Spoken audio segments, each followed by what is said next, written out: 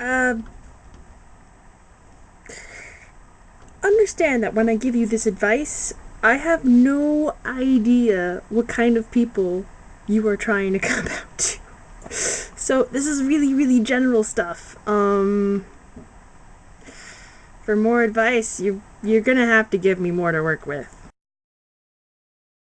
If you've ever taken first aid and you know the first lesson of any situation, the first thing you do is to survey the situation and garner what kind of things are going on that you should be aware of. That's basically what you have to do when you come out too. You have to be aware of circumstances that are going on around you that might impact what the reaction of the person that you're talking about right now. So just kind of figure out what it is that you're getting into. It's pretty much a given that you don't want to come out to someone when they're homicidally angry. But the thing is, you don't want to come out to someone when they're homicidally happy, either.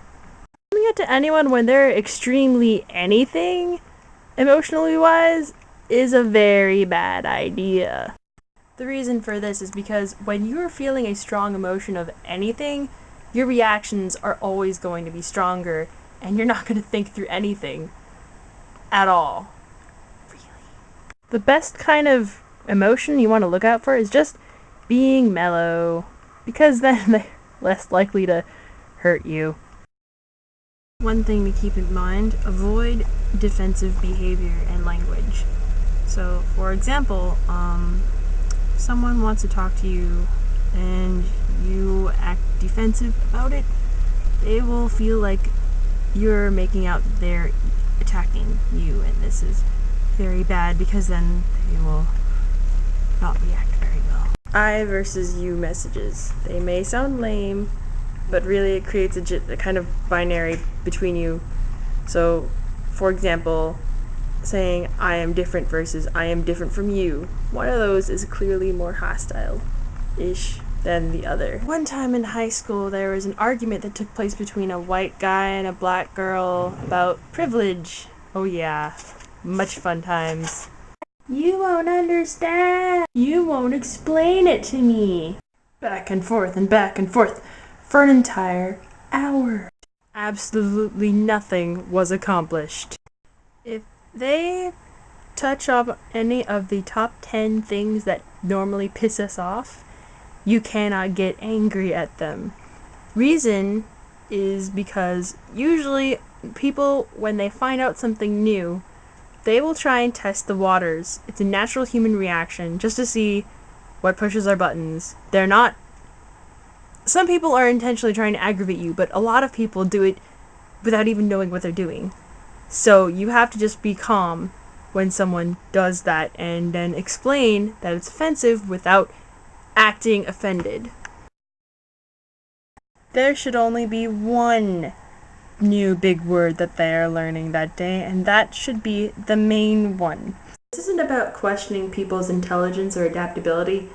It's just that sometimes when you use a lot of words that the person is not familiar with to discuss and explain a concept that they are also unfamiliar with, they're going to be lost. For example, I'm an art student. I could explain a painting that I'm showing to someone as saying, this still life is made interesting by the artist by him not sticking with local color and instead using an analogous color scheme to portray the forms and shapes. Or I could say that the artist decided to make the painting not boring by painting the fruits and vegetables funky wonky colors. Some of you may have understood the first one, but I think a lot of you understood the second one pretty best. It's the same as when someone, like a friend who's a scientist, tries to explain to me expanded theories of physics. I kind of get glassy-eyed because I have no idea what they're talking about. One other thing about when you come out, it must be planned. I'm not saying like, you know, you have to have everything perfect in like this brilliant plan, but it can't be something that you do off the fly. It can't be just like, oh, I think on a lark I will randomly decide to come out to this person, because that can sometimes backfire awkwardly. Hey Cloud. Yeah? I'm asexual. Don't you have a son? Yeah, and look how well that turned out. Plan out what you're going to say, but don't plan a speech. In any sort of discussion where you're talking to someone, the other person is going to want to interrupt you and ask for clarification. If you just keep monologuing at them, they're going to be really, really confused and also kind of frustrated that you aren't letting them talk and kind of like, be like, whatever, GTFO, and you'll have to run after them.